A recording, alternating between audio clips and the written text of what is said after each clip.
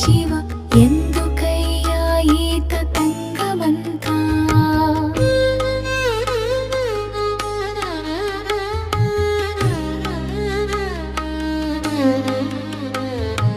అంతయు నీవై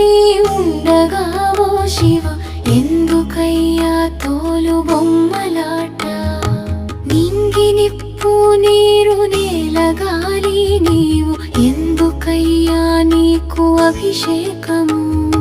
జీవులను పుట్టించి పోషించు నాథుడవు ఎందుకయ్యా నీకు నైవేద్యము నేను నీ వాడ